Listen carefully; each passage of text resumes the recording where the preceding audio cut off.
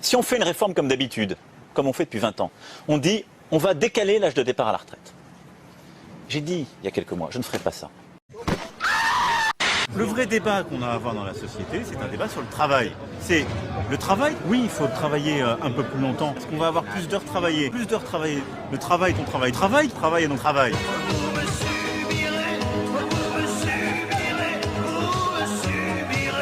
Bon courage déjà pour arriver à 62 ans. C'est ça la réalité de notre pays. Alors on va dire non, il faut maintenant aller à 64 ans. Il faudrait fixer cet âge à 64 ans. Il faut maintenant aller à 64 ans. Vous savez déjà plus comment faire après 55 ans. Les gens vous disent les emplois c'est plus bon pour vous. C'est ça la réalité. C'est le combat qu'on mène. On doit d'abord gagner ce combat avant d'aller expliquer aux gens, mes bons amis, travaillez plus longtemps. Nous allons devoir inciter les Français à travailler plus longtemps. Mes bons amis, travaillez plus longtemps. Il faut dire aux Français que nous allons travailler plus longtemps. Mes bons amis, travailler plus longtemps. On va devoir travailler plus longtemps. Je ne fais pas de réforme de retraite pour conduire des économies. Cette réforme doit, à terme, produire des économies. L'objectif n'est pas de faire des économies avec la réforme des retraites. Et donc si on fait cette réforme qui dégagera des économies, on doit pouvoir faire pour toutes celles et ceux qui entrent à la retraite, la réforme qui fait qu'ils auront 1000 euros. Est-il exact, Monsieur le Président, que vous vous êtes déjà engagé à préserver le régime spécial des policiers? Non, nous sommes engagés à rien. Si je commence à dire on garde un régime spécial pour l'un,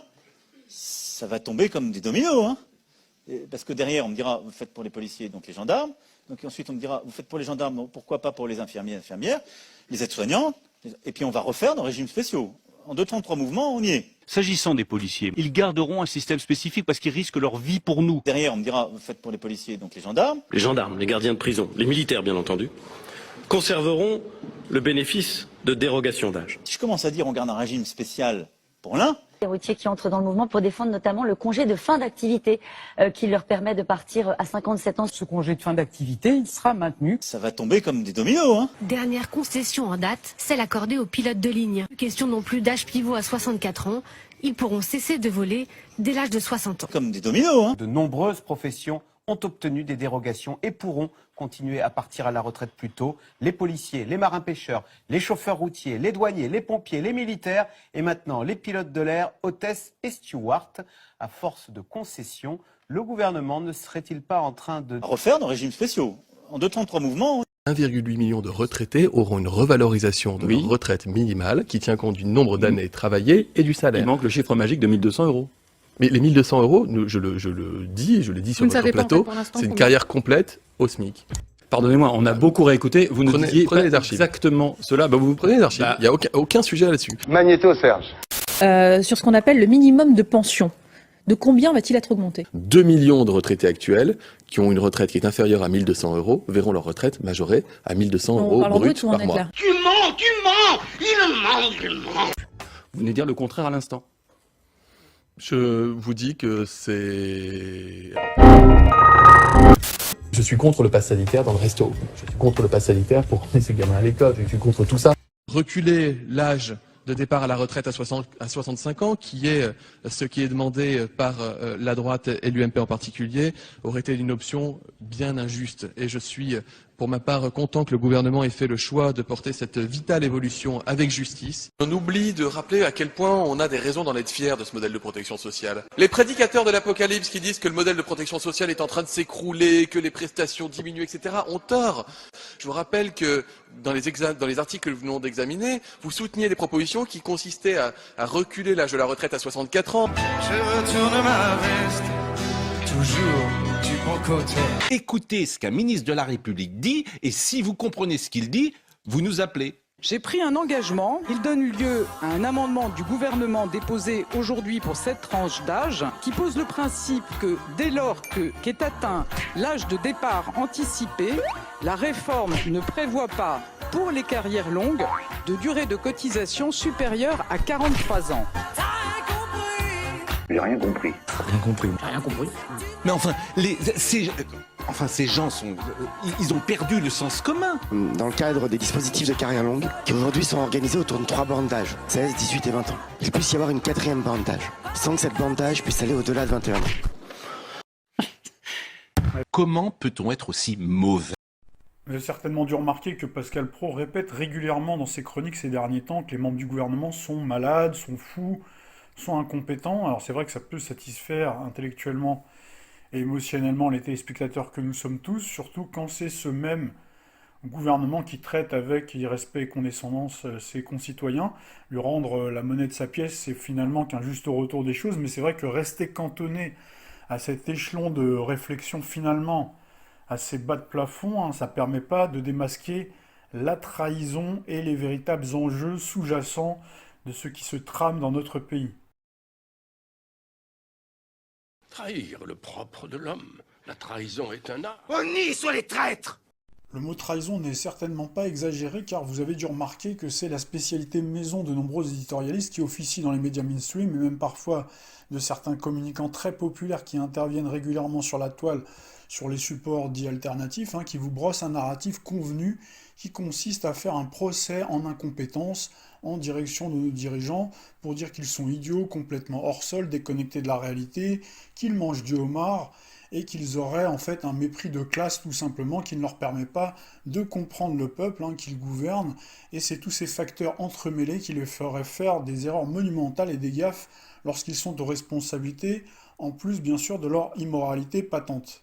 Même s'il est certain qu'il y a une partie de vrai dans ce constat accablant, cette ritournelle de l'erreur maintes fois répétée est en réalité une manière de masquer les plans déjà décidés de longue date par les maîtres de l'ombre, qui ont mis au pouvoir et contrôle ces marionnettes interchangeables du gouvernement.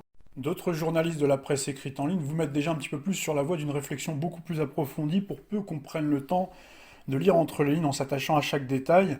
Le titre d'un article qui peut a priori sembler anodin peut parfois révéler un sens caché. J'en veux pour preuve un article très récent du 11 janvier 2023 sur le site d'information L'Est républicain qui titrait « Réforme des retraites, la fin du serpent de mer ». Cette expression de serpent de mer au sens propre désigne une créature fantastique, un grand animal marin souvent considéré comme mythique à l'allure de serpent. Alors par contre, dans le langage journalistique, l'expression de serpent de mer désigne un thème qui est rebattu, un thème qui est rabâché, qui n'est pas très crédible, une information généralement qui n'est pas très fondée, ou en tout cas qui a un caractère sensationnel qui est reprise par la presse durant les périodes creuses. En somme, ce que le journaliste sous-entend, c'est que ce refrain et ce feuilleton interminable de la réforme des retraites serait suranné. Non pas que le sujet des retraites soit secondaire, hein, puisque c'est un acquis social hérité de la fin de la Seconde Guerre mondiale qu'il faudra au demeurant défendre, car il permet la solidarité intergénérationnelle et de se retirer après avoir travaillé et cotisé toute sa vie avec une pension plus ou moins décente et digne hein, pour profiter de ses vieux jours. Mais ce qu'il faudrait plutôt retenir, c'est l'idée fondamentale que tous les gouvernements qui se sont succédés depuis 30 ans l'ont déjà tellement détricoté et martyrisé cette retraite qu'en 2023, il ne lui reste que la peau sur les os. Donc tout ce tapage médiatico-politique et cette mobilisation qu'il fomente, on voit qu'il y a pas mal de manifestations et que ça va encore enfler, apparaît plus que suspect et semble en effet être un véritable serpent de mer, un arbre qui cache la forêt d'autres sujets plus fondamentaux. S'il y a bien un sujet qui mériterait d'être propulsé au sommet de la hiérarchie du traitement de l'information, ce serait bien l'intelligence artificielle, avec le fameux chat. Donc là, vous avez la capture écran sous les yeux, qui est présentée comme révolutionnaire, mais qui va mettre au chômage une grande partie de la population, y compris des gens très qualifiés dans les prochaines années, ce qui va ouvrir la voie au revenu universel. Donc là, la retraite, finalement, c'est déjà un combat d'arrière-garde.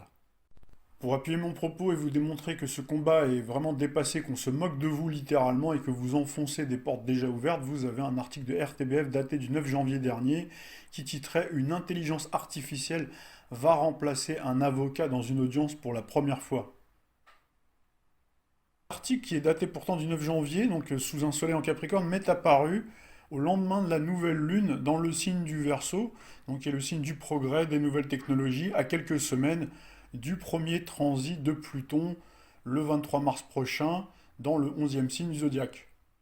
Cette séquence où on vous annonce une expérimentation sur un avocat qui est remplacé par l'intelligence artificielle préfigure ce qui va se passer dans les 20 prochaines années, quand Pluton va transiter de plein pied après le 19 novembre 2024 et pour les 20 prochaines années le Verseau, le signe des nouvelles technologies. Vous pouvez être certain que tous les avocats seront remplacés d'ici la fin du cycle de Pluton dans le signe du Verseau. Et ça, c'est quelque chose qu'on a déjà annoncé. C'était fin 2017 dans la rédaction des prédictions, prévisions et prédictions de l'année 2018. Donc vous pouvez le retrouver notamment sur Annuaire, Voyant Symphonie, vous en avez là une capture écran. Cette séquence de la suppression de la profession des avocats, mais qui va également concerner plein d'autres métiers, n'est pas sans rappeler un épisode de Retour vers le futur, notamment le numéro 2, où vous avez Doc Brown qui répond à Marty McFly, qui est étonné de la justice expéditive dans le futur, et il répond « Le système judiciaire est très performant depuis qu'on a supprimé les avocats ». Martin McFly Jr. a été jugé, reconnu coupable et condamné à 15 ans de prison ferme. Tout ça en 2 heures? Le système judiciaire est très performant depuis qu'on a supprimé les avocats. Je vous propose de prolonger quelque peu la discussion à propos de cette nouvelle intelligence artificielle conversationnelle appelée le ChatGPT qui vient fraîchement d'arriver sur le marché le 30 novembre 2022. Vous avez la carte du ciel événementielle qui s'affiche sous vos yeux avec un soleil Vénus-Mercure dans le signe du Sagittaire, le signe du mondialisme, le signe de l'internationalisation des échanges, Pluton dans le signe du Capricorne, donc Pluton qui vient transformer, qui vient déstructurer, qui vient détruire les structures traditionnelles dans le signe du Capricorne, et qui vient également donner de la force à Saturne, Saturne le maître du Capricorne dans le signe du Verseau, qui est le signe des nouvelles technologies, où vous avez Uranus, le maître du Verseau, qui se retrouve dans le signe du Taureau, le Taureau qui est le signe des traditions, également comme le Capricorne, qui est le signe de l'économie réelle, qui est également le signe de l'épargne, qui est un signe extrêmement créatif également. Et donc on retrouve en fait Uranus qui vient faire une OPA finalement sur l'économie traditionnelle avec cette inversion des valeurs où vous avez en fait les nouvelles technologies, donc les structures Saturne en exaltation dans le signe du Verseau, donc qui vient donner une nouvelle structure donc à l'économie, en tout cas qui lance, qui préfigure ce qui est en train de se produire, ce qui va se produire dans les prochaines années, puisque Saturne donne un avant-goût de ce qui va se produire avec Pluton qui va prendre le relais de Saturne, qui va transiter prochainement le signe du Verseau. Alors la lune du jour, au moment où a été lancé ce produit, on ne sait pas si elle était dans le signe du Verseau ou le signe du Poisson, tout dépend bien sûr de l'heure. Je n'ai pas l'heure du lancement, mais gageons que c'était entre le signe du Verseau, le signe des innovations, des nouvelles technologies, des révolutions, et le signe du Poisson, donc qui symbolise également tout ce qui concerne le virtuel. D'ailleurs, nous avions Jupiter et Neptune qui étaient à la fin du signe du Poisson, donc Jupiter, le maître du Sagittaire. Alors ce fameux ChatGPT, c'est une application en fait qui vous fournit une réponse écrite, élaborée et synthétique à une question parfois complexe en quelques secondes, là où il aurait fallu un temps de recherche plus ou moins long dans les moteurs de recherche pour la même opération. Alors pour ceux qui l'ont déjà utilisé, le langage est pour le moment assez basique, mais gageons que plus on va avancer dans le temps, plus cette application et bien d'autres qui viendront concurrencer celle-ci seront plus élaborées, puisque vous avez les GAFAM qui investissent massivement pour ne pas se faire distancer, pour innover encore davantage et développer eux aussi dans ce style de prototype qui rencontre un succès vraiment phénoménal, un succès colossal. D'ailleurs, depuis le lancement de ce fameux ChatGPT, le nombre d'utilisateurs a bondi de façon exponentielle. Vous avez encore une fois une capture écran qui vous donne la tendance. Le process, vous l'avez compris, nous venons déjà d'en dire quelques mots, va véritablement bouleverser et transformer nos sociétés ainsi que restructurer toute l'économie, l'emploi et faire disparaître, comme je l'indiquais précédemment, des pans entiers de l'économie. Pluton, vous le savez, c'est la planète des mutations, des transformations, c'est aussi la planète de la mort, donc la mort d'une certaine économie, mais qui va donner de la puissance, de la force dans le signe de l'innovation, qui est le signe du Verseau, qui est aussi donc le signe des nouvelles technologies et des révolutions. Pour les plus anciens d'entre vous qui s'en souviennent, nous avions déjà produit dans le passé une capsule qui mettait en évidence la corrélation et la synchronicité entre l'avènement du cycle Uranus-Neptune dans le signe du Verseau au milieu des années 90 qui correspondait à la première grappe d'innovation, une innovation sans précédent avec l'avènement d'Internet et la démocratisation du web ainsi que la téléphonie mobile qui fut dans l'ensemble plutôt générateur d'emplois et de croissance. Je le mets entre guillemets, mais c'est vrai qu'à cette époque-là, la France, si on se base uniquement sur la France, notre pays avait connu une période plutôt faste et une période plutôt de croissance. Notre année 2023 et pour les 2-3 prochaines années, on retrouve encore ce cycle Uranus-Neptune Uranus dans le signe du Taureau, Neptune dans le signe du Poisson, avec cette fois-ci Pluton qui va s'inviter prochainement dans le signe du Verseau. Pluton, c'est la planète des destructions, en disharmonie avec le Taureau. Donc pendant les 20 prochaines années, il va faire disparaître, nous le disions, des pans entiers d'emplois traditionnels qui soient peu ou très qualifiés. Nous reviendrons sur la shortlist que j'avais établie en 2017 dans une autre capsule.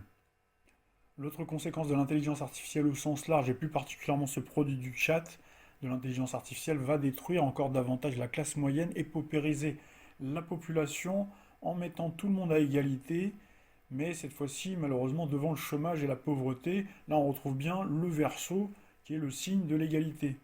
Disions à l'instant, la seule perspective pour nous tous, c'est qu'il y a ce fameux revenu universel. Quand on parle d'universalité, on est bien dans le champ lexical du Verseau. Pour obtenir ce fameux revenu universel, on y reviendra un petit peu plus tard, vous devrez montrer patte blanche et verte pour l'obtenir. Donc je pense que vous avez compris pourquoi je dis patte blanche et verte. Donc là, c'est à vous après de comprendre ce que je veux dire par là. Nous pourrions également développer davantage sur les conséquences, sur l'éducation par exemple de notre jeunesse, qui fera de moins en moins d'efforts intellectuels et d'esprit critique. C'est déjà le cas, vous savez que l'éducation est très décriée, elle est dans un état vraiment déplorable, mais là avec ce type d'outils, je pense que ça dépassera l'entendement. Ça a déjà commencé, il me semble d'ailleurs, aux États-Unis, puisque ça a déjà été lancé, il y a déjà des professeurs qui s'alarment. Donc là, on retrouve bien Pluton en opposition au signe du Lion, qui est le signe de l'éducation. Dernière conséquence qui est extrêmement redoutable, c'est que la programmation de cette intelligence artificielle présente plusieurs biais en termes de politiquement correct. Et donc vous avez une programmation qui sera finalement conforme à ce que veut la doxa dominante. Donc ça veut dire que si vous posez une question, par exemple sur le Covid, donc c'est ce qui a été fait d'ailleurs à travers, vous voyez ici la capture de l'article de l'Indépendant, donc vous avez une réponse qui sera bien sûr copie conforme aux mensonges répétés ces 3 dernières années. Alors vous avez remarqué qu'il était déjà difficile de contester face aux fact-checkers qui ont l'accréditation, donc l'AFP et compagnie, et d'autres agents bien sûr qui sont en conflit d'intérêts avec les grands groupes industriels. Donc là on vous renvoyait en pleine figure que vous n'êtes pas expert, que vous n'êtes qu'un citoyen de seconde zone, que vous êtes un citoyen lambda, y compris d'ailleurs pour des gens extrêmement diplômés, des gens même qui sont scientifiques, de renom, etc. Donc vous avez vu comment ils ont été maltraités. Donc là on vous disait vous n'avez pas de diplôme. Alors imaginez face à l'intelligence artificielle, c'était d'ailleurs la discussion que j'ai eue avec un ami sur Facebook. Figurez-vous qu'on ne sera même plus dans la dimension de qui êtes-vous pour contester l'intelligence artificielle, puisque c'est elle-même qui à terme vous sanctionnera en termes de malus du crédit social si votre comportement n'était pas conforme à la norme programmée par l'intelligence artificielle. Et donc pour obtenir votre solde de revenu universel, donc solde de tout compte, qui comprendra bien sûr la retraite, et pour exister socialement, vous serez obligé de vous conformer à la norme. Je pense que vous comprenez beaucoup mieux pourquoi on a été conditionné pendant ces 2-3 dernières années, pendant le cycle de Saturne-Uranus, Saturne dans le signe du Verseau, donc Saturne, principe de réalité, principe de vérité également, en disharmonie avec Uranus, Uranus symbole de l'inversion des valeurs, inversion des normes, donc Saturne ça symbolise aussi la norme. Pourquoi justement vous avez donc tous ces grands médecins, certains grands scientifiques très compétents, de bonne foi, surdiplômés, dont la vie n'était plus du tout pris en compte par le système, car nos dirigeants anticipaient déjà cette révolution. Je pense qu'après ce que je viens de vous dire, vous devriez normalement regarder d'un autre œil les leaders politiques et intellectuels qui déambulent sur les plateaux de télévision pour mettre le focus sans arrêt sur la réforme des retraites et pour vous haranguer, pour vous inviter à les rejoindre dans les manifestations. Puisque nous parlons de manifestations, il semblerait qu'il y a un important mouvement social qui se prépare et qui pourrait battre son plein le 7 mars prochain. Vous avez d'ailleurs le leader de la France Insoumise, M. Jean-Luc Mélenchon, qui harangue les foules et menace de bloquer le pays.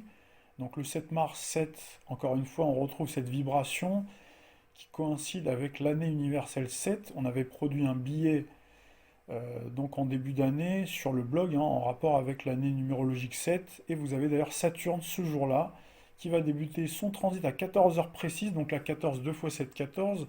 14h à mon agenda, on retrouve bien les débuts du transit de Saturne. Et 14h, c'est souvent le début l'heure à laquelle débutent les manifestations. Donc vous avez le début de ce transit dans le signe du Poisson, aux côtés du brumeux et nébuleux Neptune.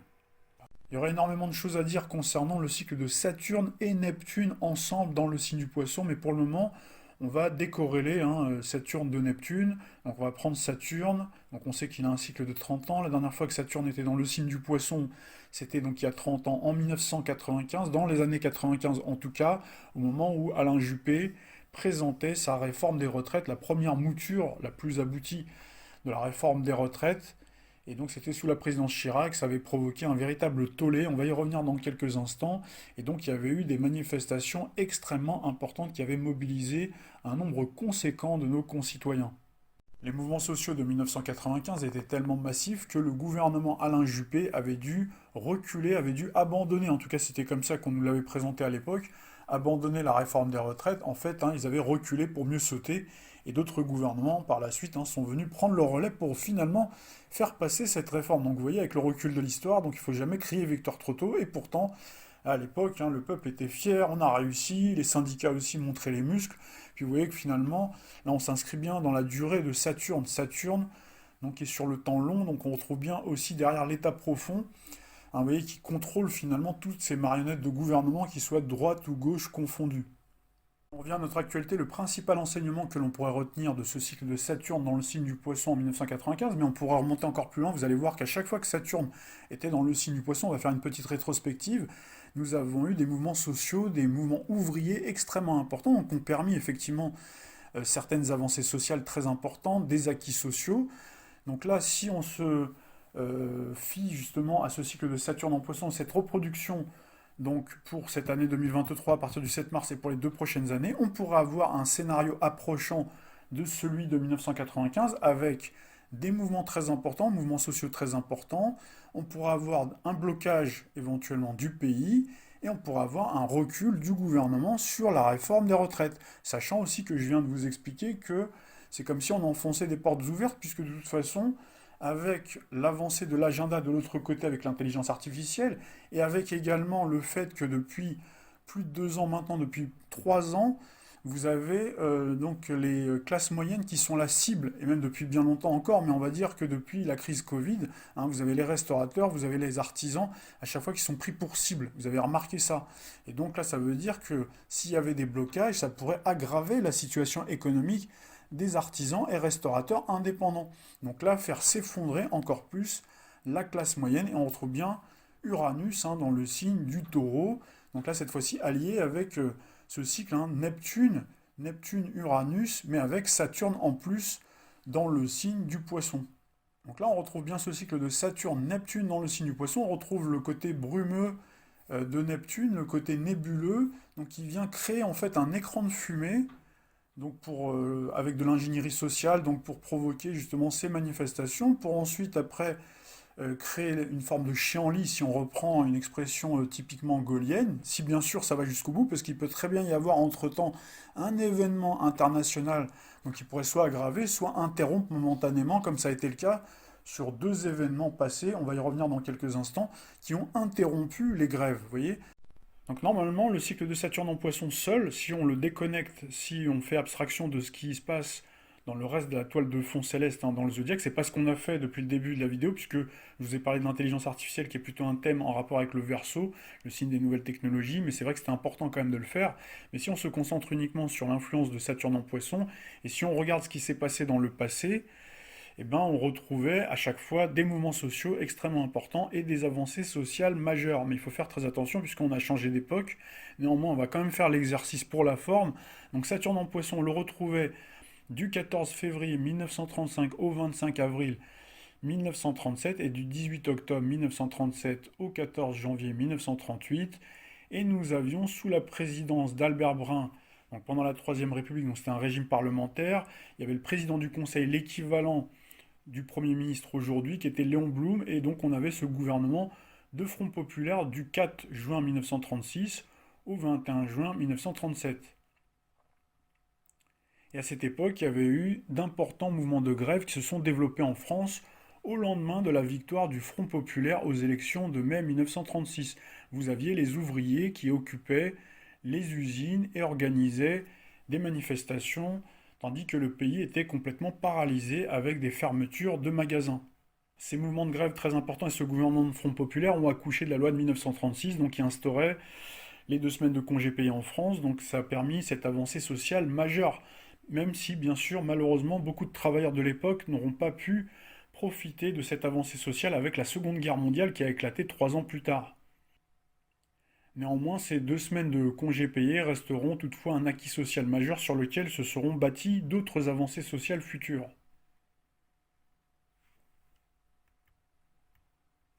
Ensuite, on a eu Saturne en Poisson du 24 mars 1964 au 16 septembre 1964 et du 16 décembre 1964 au 3 mars 1967. C'était sous la présidence du général de Gaulle, avec comme Premier ministre Georges Pompidou, d'ailleurs qui est arrivé sous le cycle de Saturne en Verseau à l'époque. Donc c'est intéressant aussi de se faire ce parallèle avec notre époque où on a Elisabeth Borne qui est arrivée sous le cycle de Saturne en Verseau. Donc à l'époque, sous Pompidou, donc le 14 avril 1962, Saturne était à 10 degrés 17 du signe du Verseau. Donc Elisabeth Borne est arrivée avec un cycle de Saturne en Verseau au carré d'Uranus. Et à l'époque, on avait Saturne en opposition à Uranus, Uranus qui était en Lion. Donc à 26 degrés 33 du signe du Lion, on avait Neptune qui était dans le signe du Scorpion. Et donc là, on a eu quelques temps plus tard, en 1965, le 20 mai 1965, la 4e semaine de congés payés qui a été mise en place après mai 68, le 17 mai 1969. Intéressant à noter ici, c'est que mai 68 est arrivé en décalage avec le cycle de Saturne en Poisson, c'est-à-dire il est arrivé après, puisque le cycle de Saturne en Poisson s'est terminé le 3 mars 1967, et mai 68, comme son nom l'indique, c'était en 1968. Et de nouveau, 30 ans plus tard, on retrouvait le cycle de Saturne en Poisson du 29 janvier 1994 au 7 avril 1996. Cette fois-ci, c'était sous la présidence de Jacques Chirac. Donc il y avait pour Premier ministre Alain Juppé du 17 mai 1995 au 2 juin 1997. Donc il a été nommé comme Premier ministre sous le cycle de Saturne à 26 degrés 46 du Poisson. Les manifestations ont débuté surtout à la fin du mois de novembre, notamment le 24 novembre. Donc là, il y a eu de grandes manifestations contre le plan Juppé. Et donc, il a fini par retirer cette réforme de la retraite donc à partir du 15 décembre de la même année. Il est très intéressant de noter que les leaders syndicaux, les leaders politiques qui haranguent la foule pour les rejoindre dans les manifestations, ainsi que la presse et les médias mainstream, font souvent ce parallèle entre ce qui s'était passé en 1995 avec Alain Juppé, qui avait effectivement reculé sur la réforme des retraites, et donc suite à la bronca populaire, et donc on vous prédit le même destin pour le gouvernement Elisabeth Borne, Emmanuel Macron. Et effectivement, on retrouve bien cette synchronicité, puisque à partir du 7 mars 2023, au moment où vous démarrez donc, cette grande manifestation donc, qui est prévue, où vous avez donc le leader de la France Insoumise qui vous dit « vous allez voir ce que vous allez voir, on va bloquer le pays », donc il faut voir que ça peut s'étaler sur la durée, puisque le cycle de Saturne en Poisson va durer du 7 mars 2023 au 25 mai 2025. Donc on voit qu'il démarre à 14h et le 25 mai 2025 à 4h du matin. Ensuite, on a les débuts du transit de Saturne en Bélier et on a le retour de Saturne en Poisson du 1er septembre 2025 à 8h06 à mon agenda au 14 février 2026. À 1h du matin, le 14 février 2026, Saturne transitera le signe du Bélier.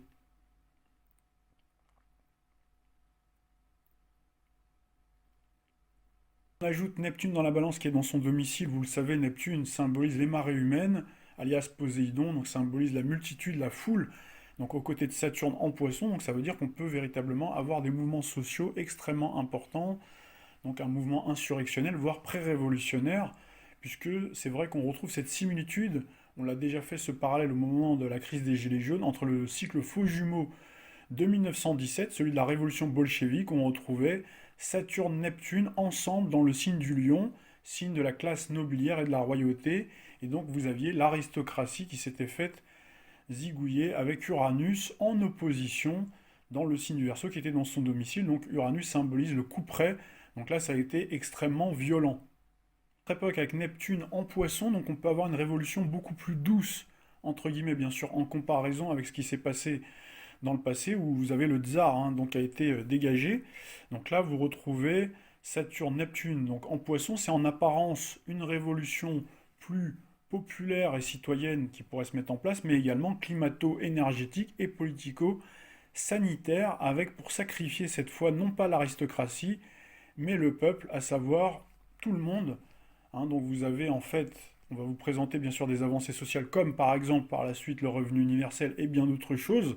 Donc le retrait notamment de la réforme des retraites, c'est un scénario qui est tout à fait possible si on se réfère à ce qui s'est produit dans le passé. Donc on vous présentera ça comme des avancées sociales, des avancées sur le plan humanitaire, mais en réalité, donc les gens vont déchanter puisque le cycle de Saturne-Neptune, c'est celui des faux prophètes. Pourquoi je dis que ce cycle de Saturne-Neptune, c'est celui des faux prophètes? Il suffit de voir comment ça s'est produit pour cette révolution bolchevique. Donc il y a eu effectivement un peuple qui est allé destituer un tsar, qui est allé mettre à mal donc une aristocratie pour ensuite, après, collectiviser, pour ensuite créer donc cette révolution communiste, et puis ensuite les gens ont déchanté, ont été déçus. Donc là on retrouve la grande illusion, le grand illusionniste de Neptune qu'on retrouve tout puissant dans le signe du Poisson, donc attention à la grande illusion. Le cycle de Saturne-Neptune en Poisson, c'est en apparence une révolution beaucoup plus douce, si on se réfère bien sûr à ce qui s'est produit dans le passé, parce qu'avant c'était extrêmement violent. Je dis pas qu'il n'y aura pas de la violence, mais ça ne pourra pas atteindre le même sommet, le même degré a priori que ce qui s'est produit dans le passé, d'autant qu'Uranus n'est pas en opposition, on n'a pas ce cycle de Uranus en opposition à Saturne-Neptune. On a Uranus en revanche dans le signe du Taureau. Donc là attention, parce que le signe du Taureau c'est le signe de la nature, et avec Saturne-Neptune on retrouve ce côté plus climato-énergétique, et également politico-sanitaire. Quand on parle de politique, on parle de Saturne, et le côté sanitaire, c'est bien sûr symbolisé avec Neptune dans le signe du Poisson. Donc là où vous avez finalement les sacrifiés qui ne sont pas l'aristocratie, mais qui est une fois de plus le peuple. Alors les premiers désignés sont bien sûr les épargnants, les commerçants, les artisans, les indépendants. Donc là vous avez vu qu'il y en a plein qui déposent le bilan. Pourquoi je dis les épargnants? Puisque avec l'inflation record, avec Uranus en chute dans le signe du Taureau, le signe de l'économie, vous avez effectivement cette inflation galopante dont on avait parlé également en 2018 quand on a évoqué ce que pourrait produire le cycle de Uranus dans le signe du Taureau. Ensuite viendront les propriétaires fonciers. Donc là vous avez en première ligne les commerçants, les indépendants, donc ils sont déjà en première ligne. Et puis ensuite après vous avez toute la classe moyenne, le reste, tous ceux qui ont un pavillon, un jardin, donc ils vont effectivement plus pouvoir être propriétaires. Donc là, il faut s'attendre à ça. Et puis, bien sûr, il y a tous les métiers traditionnels. Donc là, on vient d'en parler avec l'intelligence artificielle. Donc avec Neptune en Poisson, le peuple est complètement hypnotisé, le peuple est sous hypnose.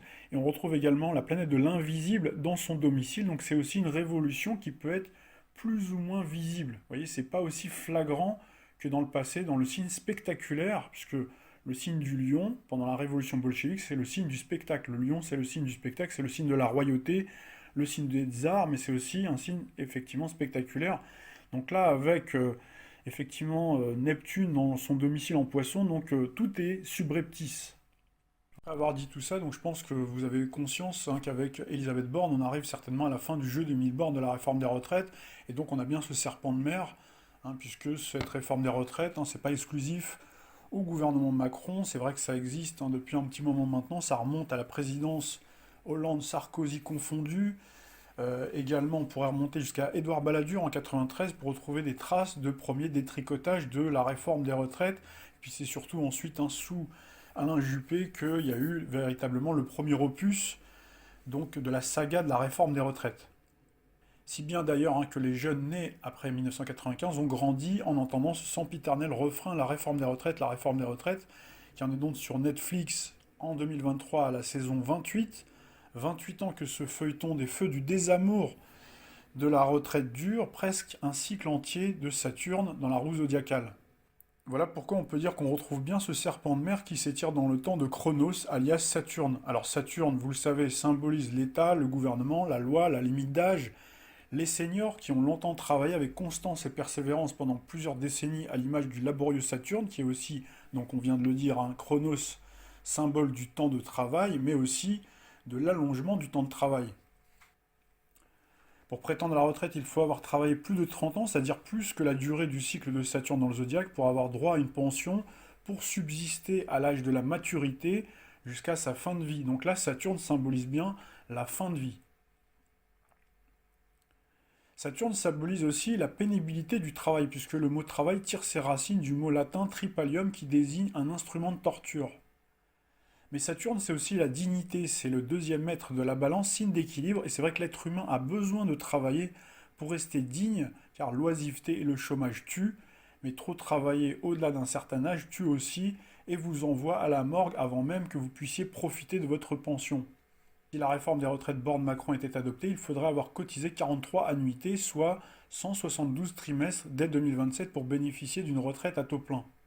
Lorsqu'on parle de réforme, en revanche, on entrerait plutôt dans le champ lexical d'Uranus, qui symbolise le changement, qui symbolise des tas de choses, la liberté bien sûr de travailler, le capitalisme, qui symbolise également les corporations, les mouvements contestataires, donc qui viennent contester justement les réformes, et vous avez bien sûr tous les médias, les réseaux sociaux et l'ingénierie sociale aujourd'hui, donc qui permet aussi de mobiliser les gens pour contester justement cette réforme des retraites, et Uranus symbolise bien sûr le progrès social, mais aussi technologique, qui a permis de réduire le temps de travail pour faire à des machines les travaux les plus pénibles. Alors Uranus est la planète des sidérations, des coups de théâtre, des retournements spectaculaires de situation. C'est la planète également des coups d'État, des partages aussi, des divisions, puisque les gens sont divisés au moment de la réforme des retraites, et c'est aussi une planète, donc grâce à ses progrès sociaux, qui a permis d'atteindre dans nos sociétés une espérance de vie de plus de 82 ans, qui est proche du cycle de Uranus, qui est de 84 ans. Sachant qu'Uranus est en chute en ce moment jusqu'en 2026, donc ça veut dire que cette espérance de vie, donc, qui est associée à Uranus, est en train de chuter pour des tas de raisons, notamment dues à ce fameux biberon.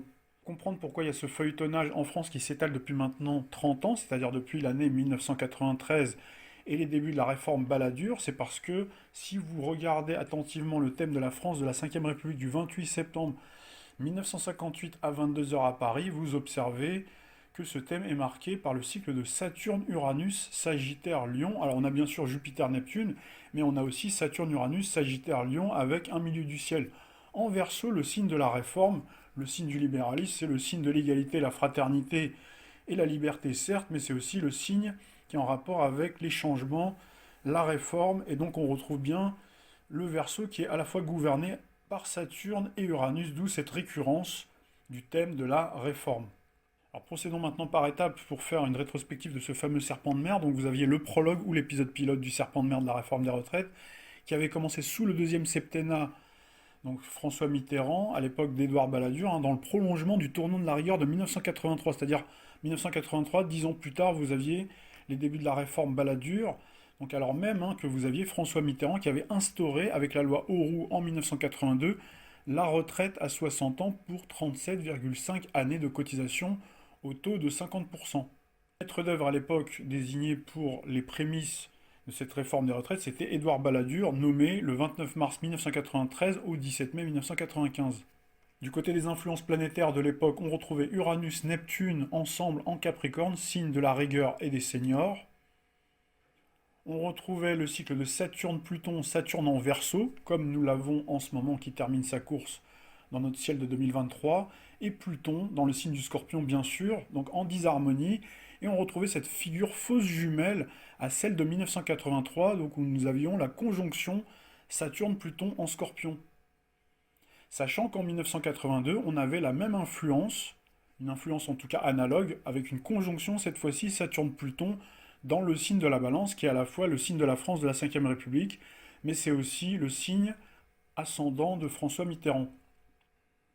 Alors ce qu'il faut bien garder en tête, c'est que c'est le monde de la finance, bien entendu, ou l'état profond. Donc là, on retrouve bien le symbole de l'état Saturne, et Pluton, symbole des profondeurs, des abîmes du royaume d'Hadès, c'est-à-dire que c'est l'équivalent de Pluton, donc qui avait mis en place, bien sûr, François Mitterrand, qui l'avait incité à faire cette réforme à 60 ans tout d'abord. Donc c'était une promesse de campagne, tout d'abord pour se faire réélire, mais vous savez que le programme de François Mitterrand a été écrit par la franc-maçonnerie, et là je cite Alain Boer qui l'avait dit clairement sur CNews. Donc là il y a la vidéo qui doit être sur Odyssée, je crois qu'elle a été effacée par YouTube, mais vous pouvez la retrouver. Donc il avait avoué face à Éric Zemmour dans un débat, donc effectivement le programme de François Mitterrand, on s'en doutait, mais vous aviez une confirmation, donc comme quoi ça a été écrit par, vous voyez, des groupes secrets. Donc là on retrouve bien le côté secret avec Pluton. Donc là, on retrouve bien la manipulation et la stratégie de Saturne et Pluton, avec Saturne qui symbolise le calcul, Pluton qui symbolise effectivement Donc le sens de la stratégie, donc de donner un avantage, sachant pertinemment qu'on le retirerait ensuite petit à petit, tranche par tranche, sur la durée, en prenant plus que ce qu'on a donné d'une main, bien sûr. Il faut savoir qu'à l'époque, l'UE et la monnaie euro se construisaient et la France et la gauche devaient se convertir, comme les autres pays, au libéralisme. Cette méthode est une façon aussi de politiser et de fédérer les gens dans des structures encadrées, dans des structures bien sûr qui sont contrôlées par l'État profond. Puisque quand on vous donne un avantage et qu'on vous le retire ensuite, vous êtes mécontent. Et c'est le propre de l'être humain d'être mécontent si on vous donne un avantage. Et vers qui on se tourne dans ces cas-là pour défendre ses droits, donc sur le point d'être piétiné?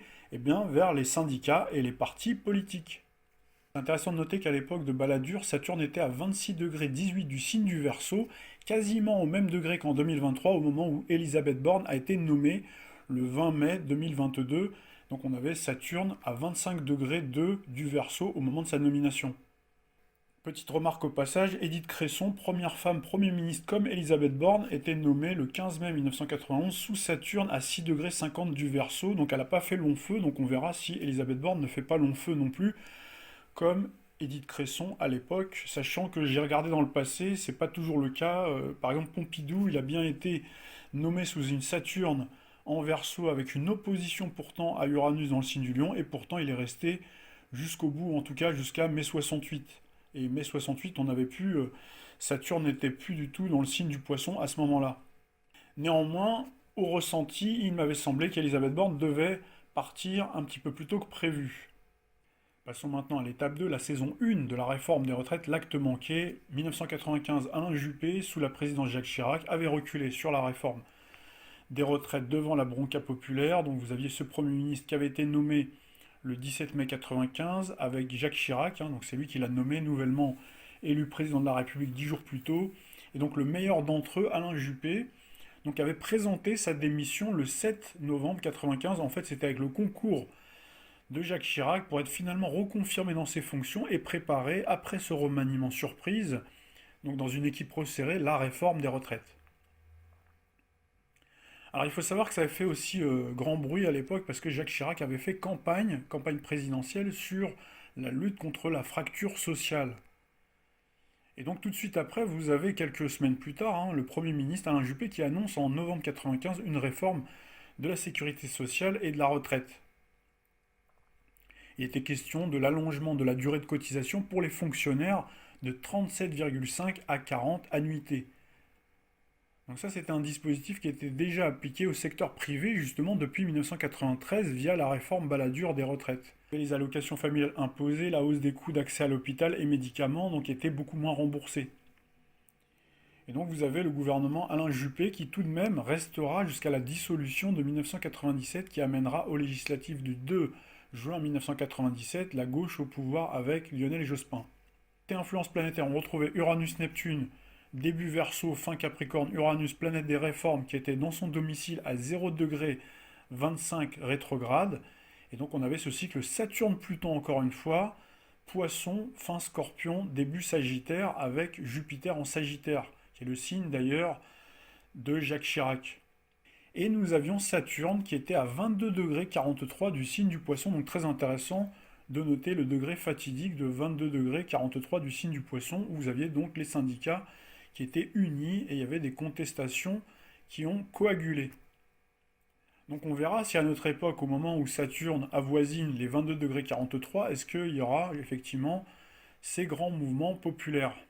Le 24 novembre débutait une mobilisation sociale historique avec un pic le 12 décembre 1995 et le 15 décembre 1995, Alain Juppé annonçait l'abandon de la réforme.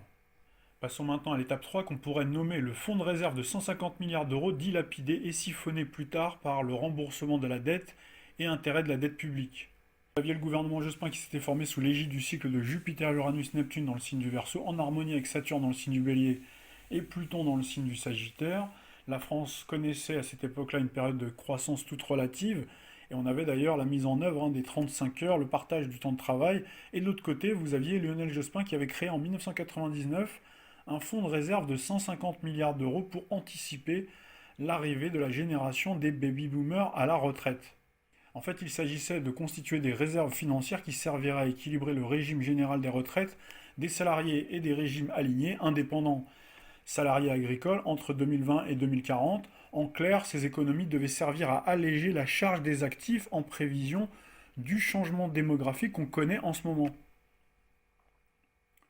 Ce fonds devait effectivement être constitué de 1000 milliards de francs à l'époque, puisqu'en 1999 on avait encore le franc, soit environ 150 milliards d'euros à l'horizon 2020. En 2008, Pluton quitte le généreux et dispendieux Sagittaire pour occuper le pointilleux et rigoureux Capricorne. C'est la crise des subprimes, puis celle des dettes souveraines. Donc sous la réforme des retraites de 2010, vous aviez Nicolas Sarkozy et sa majorité qui ont changé de cap et qui ont décidé d'utiliser ce fonds donc très important de 150 milliards d'euros, donc qui était censé normalement anticiper le changement démographique pour rembourser la dette donc, qui était née des déficits anciens de la Caisse nationale d'assurance vieillesse, donc qui gère la retraite de base des salariés du privé et du Fonds de solidarité vieillesse.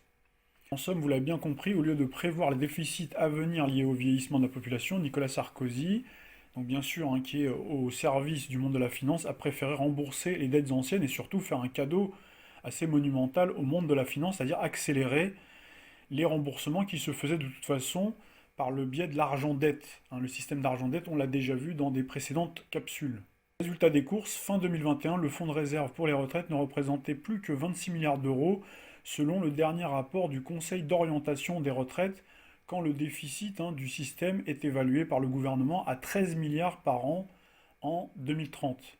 Maintenant à l'étape 4 qui s'inscrit dans l'intervalle de ce qu'on vient de dire, puisqu'on a eu une réforme Fillon avec des syndicats qui étaient impuissants. Donc le 21 août 2003, donc c'est-à-dire bien avant 2010, on avait déjà la réforme Fillon, qui était le numéro 3 du gouvernement Raffarin, qui mobilisera, qui fera sortir les Français dans la rue et les syndicats pendant 5 mois au mois de février.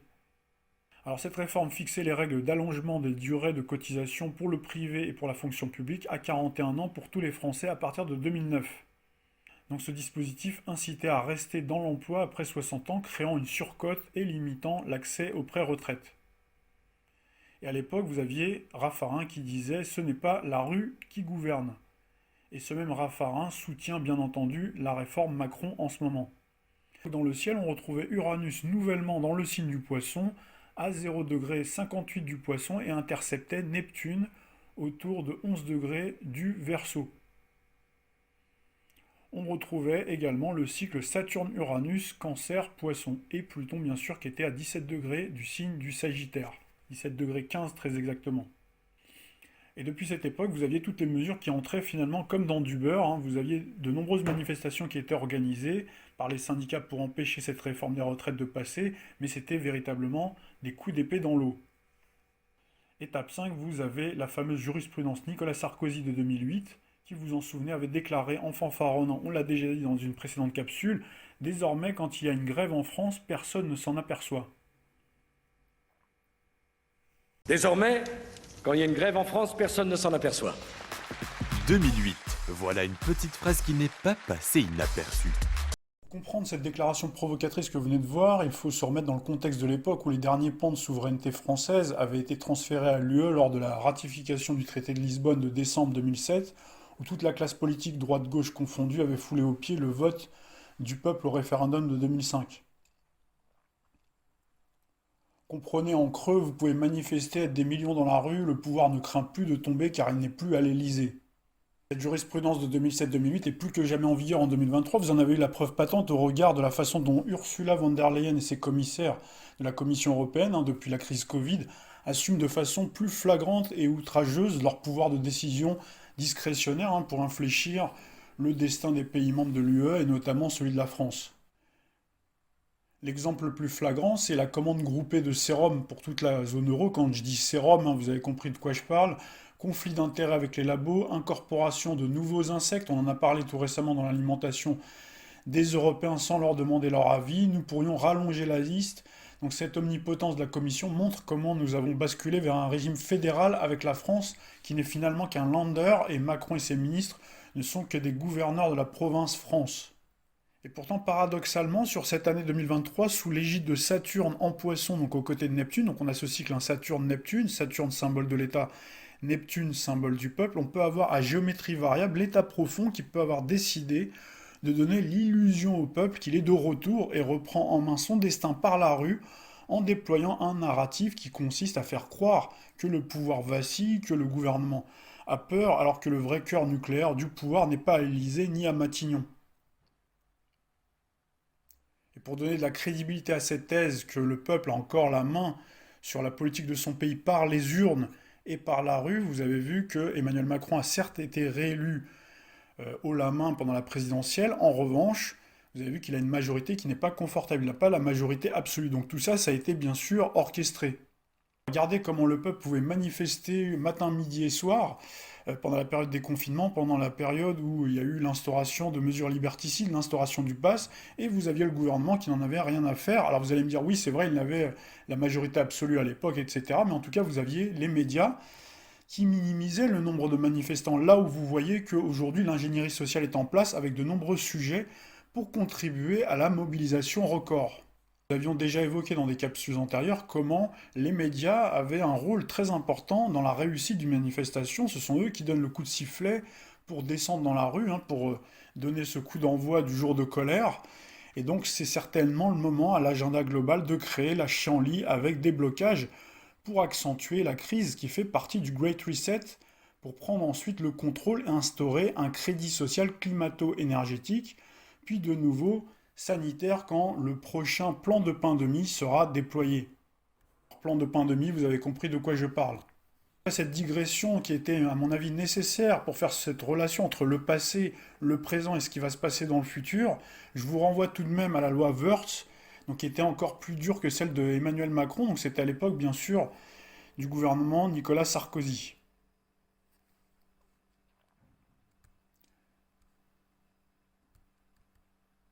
Alors passons très rapidement à l'étape 6, c'était la réforme François Hollande.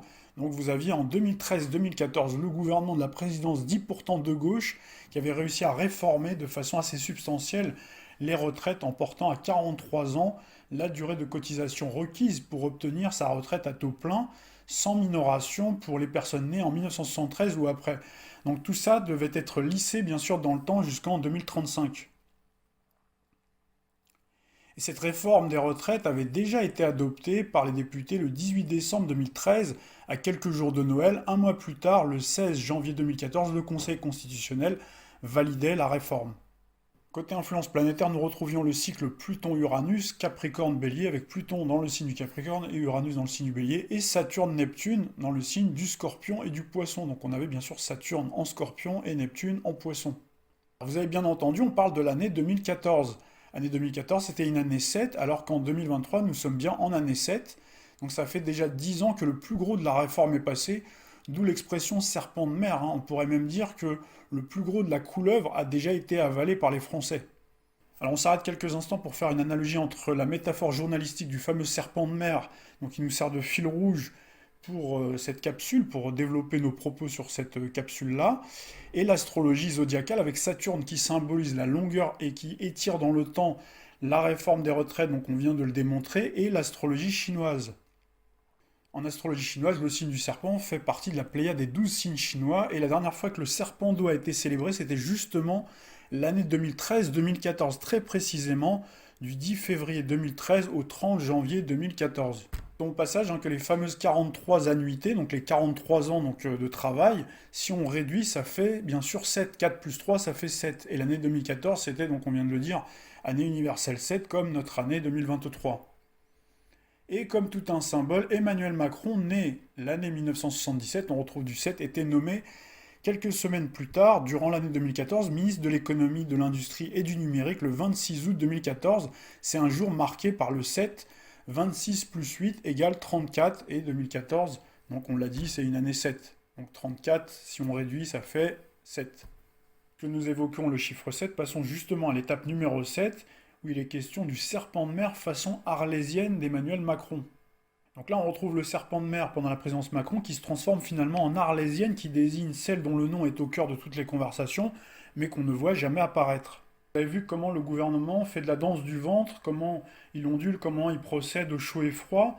Donc vous avez Emmanuel Macron, bien avant d'être élu en 2017, pendant la présidentielle, il disait qu'il n'en ferait rien concernant la réforme des retraites. Donc c'était sous le cycle Saturne, Neptune, Sagittaire, Poisson. Donc Sagittaire, c'est le signe d'Emmanuel Macron. On avait également cette combinaison Saturne-Uranus, Sagittaire, Bélier, donc qui est le symbole de la réforme libérale. Donc Saturne-Neptune, en dissonance, représente bien sûr les fausses promesses de l'État et les mensonges. On retrouve l'absence de droiture de Saturne, donc en dissonance avec Neptune, donc qui incarne la vérité et la réalité, normalement seul, Saturne incarne, on l'a dit, la vérité et la réalité, mais en dissonance avec Neptune, on retrouve bien la duplicité quand on combine bien sûr ces deux signes. Donc ça veut dire la duplicité concernant la réforme des retraites. Saturne-Uranus, symbole de la réforme, et Saturne-Neptune, donc symbole de la duplicité. Alors vous avez vu ensuite cette volte-face, à partir du moment où vous avez eu plusieurs cycles combinés, notamment Uranus, symbole de la réforme, qui a commencé son transit dans le signe du Taureau mi-mai 2018, et surtout en 2019, c'est à ce moment-là que la menace de faire une OPA complète sur l'épargne des Français s'est faite beaucoup plus prégnante, pas seulement sur les caisses de retraite, mais aussi sur le monde de la restauration, les artisans, commerçants, le monde agricole, bref. Avec le Taureau, c'est toute l'économie qui chute avec Uranus, qui est en chute en Taureau. La preuve aujourd'hui avec cette fin de l'abondance, ces pénuries, ces tensions sur l'énergie. Il y a eu plusieurs manifestations. En 2018, on l'avait couvert d'ailleurs concernant les cheminots. Ensuite, il y en a eu une très importante, surtout celle de 2020, décembre 2020, une importante grève concernant les retraites, battait également donc son plein et le gouvernement restait au début inflexible. C'était sous le cycle de Jupiter, Saturne, Pluton en Capricorne, signe des seniors, mais c'était juste avant la crise Covid. Et bien sûr, ils étaient au courant qu'il allait avoir cette crise. Alors vous avez vu que ces manifestations ont fait pchit, elles ont démarré en synchronicité avec le transit de Jupiter dans le signe du Capricorne, du Sagittaire au Capricorne le 2 décembre donc 2019, juste avant la crise, et ensuite il y a eu cette interruption. Nous sommes en guerre sanitaire certes. Nous ne luttons ni contre une armée, ni contre une autre nation. Mais l'ennemi est là, invisible, insaisissable, qui progresse. C'est pourquoi j'ai décidé que toutes les réformes en cours seraient suspendues, à commencer par la réforme des retraites. Après avoir eu ce cycle de Saturne donc, dans le signe du Capricorne, on a eu Saturne dans le signe du Verseau à partir du 23 mars, donc qui coïncide avec la crise, le début de la crise Covid. Donc on avait ce cycle Saturne-Uranus en dissonance Verseau-Taureau, donc on a eu une volte-face du gouvernement et des mesures assez paradoxales où nous avons eu d'une main le fameux quoi qu'il en coûte pendant les mesures politico-sanitaires, donc c'est une fausse générosité où les gens ont été payés à rester à la maison avec l'argent subitement devenu magique pour financer le chômage partiel, grévant encore davantage le taux d'endettement de l'État et augmentant davantage la dépendance des Français au monde de la finance avec une planche à billets qui a fonctionné à plein régime comme jamais du côté de la BCE, et de l'autre des mesures ultra-autoritaires limitant les libertés d'aller et venir, de travailler également. Donc là, vous aviez limitation également de la liberté d'expression donc sur la toile, la surveillance électronique et cybernétique, avec le traçage et le pass, on retrouvait bien la dimension saturno-uranienne. Lorsqu'on vous paye à rester à la maison et qu'on limite vos libertés de façon autoritaire, ou du moins lorsqu'on conditionne cette liberté à des normes inversées de la réalité, et qui sont conformes à une nouvelle réalité, c'est-à-dire une nouvelle réalité, appuyée par une caution scientifique dénaturée, galvaudée, pervertie à cause de nombreux conflits d'intérêts, on n'est plus dans un régime libéral. Nous avons expérimenté l'espace de quelques semaines un avant-goût d'un régime néo-communiste et néo-trotskiste, technosanitaire en blouse blanche, qui n'est autre que la première phase de la même pièce du volet beaucoup plus climato-énergétique et écologique, sous l'égide de Jupiter-Neptune en Poisson. À l'intervalle, vous avez vu que la guerre en Ukraine est venue supplanter la crise du Covid, et donc on parle plus que jamais de transition énergétique à cause des économies d'énergie qu'il faut faire, et donc vous avez le CO2 qui est l'alpha et l'oméga de toutes les nouvelles normes. Et suite à ça, moins de 8 mois après avoir obtenu un second mandat, vous avez Emmanuel Macron avec Elisabeth Borne qui ont repris le serpent de mer de la réforme des retraites, qui constitue à la fois d'une part le point de détournement de l'attention de sujets plus essentiels comme l'intelligence artificielle qui, nous l'avons vu, rendra complètement caduque à moyen et long terme la retraite, l'idée même de retraite, si l'intelligence artificielle, la robotique, etc. remplace complètement l'être humain dans de nombreuses tâches et dans de nombreux emplois. Et d'autre part, vous avez ce serpent de mer qui est aussi le point d'orgue et le point de cristallisation et de fixation de la contestation populaire qui semble être aussi l'une des portes d'entrée principales pour créer cette coagulation et cette fédération des différents mouvements sociaux anti-Macron à travers le pays, qui va des gilets jaunes à des mouvements pour la planète et le climat, aux mécontents de la gestion du Covid et au monde médical. Vous avez vu qu'il y a tout le personnel soignant et autres donc, qui ont été mis de côté, qui sont interdits d'exercer parce qu'ils ont refusé d'être inoculés. Donc là, en ce moment, vous avez la Haute Autorité de Santé qui en débat pour effectivement parler de sa réintégration. Donc on verra justement est-ce qu'ils vont prolonger le débat pour effectivement que ces personnels-là viennent se rejoindre avec ce mouvement justement contre la réforme des retraites, donc pour permettre aussi dans l'ensemble de globaliser et fabriquer en fait une forme de consentement et de mobilisation populaire d'une révolution en fait qui est déjà programmée par les globalistes fédérés autour du World Economic Forum pour faire finalement la jonction des deux faces de cette même pièce, blouse blanche et verte, donc religion blanche et religion verte, donc cette fois sous l'égide du cycle Saturne-Neptune en Poisson, donc qui est le signe à la fois de la médecine, mais aussi de l'écologie, si on associe également Uranus, donc dans le signe du Taureau, qui est le signe de la nature, puisque Uranus c'est la planète du ciel, et Neptune c'est en rapport avec les océans. Donc vous avez en plus Jupiter qui arrive en Taureau le 16 mai prochain, dans un signe qui est en disharmonie avec Pluton en Verseau, donc il va commencer son transit le 23 mars 2023. Ce cycle Saturne-Neptune en Poisson n'est autre que l'influence qui va donner plus d'audience et de pouvoir aux idées des radicaux de gauche qui, dans notre échiquier politique à la française, représentent cette coalition de la carpe et du lapin, de la NUPES qui comprend les communistes, les socialistes, la France insoumise et les écologistes, donc plus les syndicats, on peut les rajouter également dans la balance. Donc ces derniers, en réalité, ne sont que les agents qui vont permettre d'aller beaucoup plus loin dans la logique de transition écologique qu'a amorcé et annoncé M. Emmanuel Macron, qui reprend la politique du paquet climat déjà voté par l'Union européenne le 14 juillet 2021, et de toutes les idées véhiculées par les COP. Donc là, on est bientôt à la COP 28, donc la première COP, elle a commencé en 1995, donc ils ont préparé le terrain de longue date. Donc tout ça va permettre aussi de préparer le terrain social et embarquer une grande partie des Français vers ce changement de régime politique également, de la 5e vers la 6e République. C'est en somme une nouvelle révolution bolchevique vert et blanc, on peut l'appeler aussi nouveau front populaire.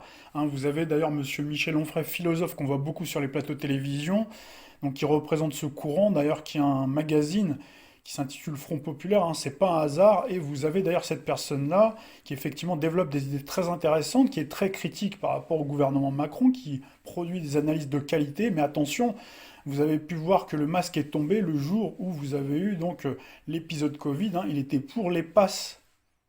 Le temps me le permet et que ces capsules vous intéressent, j'essaierai de revenir vous parler de ces sujets assez complexes, sachant que dans le passé, on a déjà évoqué, bien avant que ne sorte le livre de Klaus Schwab en juin 2020, donc qui explique que le Covid, c'est qu'une forme d'opportunité, c'est une fenêtre d'opportunité pour aller vers une transition écologique, et demain matin, donc vous n'aurez plus rien et vous serez heureux. Nous, on avait déjà perçu cette tendance, puisque vous avez d'ailleurs la capture écran, donc qui date des prévisions 2019, rédigées fin 2018 au moment de la crise des Gilets jaunes, où on avait effectivement indiqué, donc ce que vous voyez à l'écran, que la nouvelle révolution française sera écologique et mettra fin à la propriété privée pour la remplacer par la propriété sociale, communautaire et associative. Quand on parle de social, on a bien le Verseau. Chers amis, j'espère que malgré la longueur de la capsule et ces sujets transverses qui sont effectivement extrêmement complexes, cela vous aura plu et que vous aurez suivi avec beaucoup d'intérêt. Donc mon intervention, je vous dis à très bientôt pour de nouvelles aventures.